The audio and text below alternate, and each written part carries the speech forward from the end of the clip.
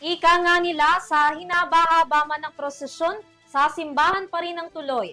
Love story completed para sa singer-songwriter na si Taylor Swift. Makaraang kumpirmahin ang kanyang engagement na naganap sa katapat ng kanyang lucky number 13.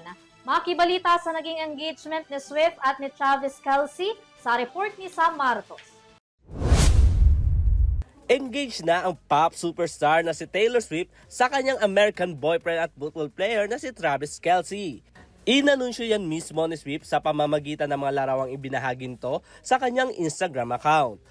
Sa mga litrato, makikitang tila naging saksi ng kanilang engagement proposal ang mga makukulay na bulaklak na nakapalibot sa kanila.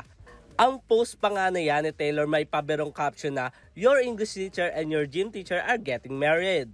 Matatanda naman na isinapubliko ng dalawa ang kanilang relasyon noong 2023 kung saan makikita na ang dalawa ay lagi magkasama sa ilang concert at NFL games. Samantala sa ngayon, umabot na ang post ni Taylor Swift sa mahigit 26 million likes at 1.9 million reposts.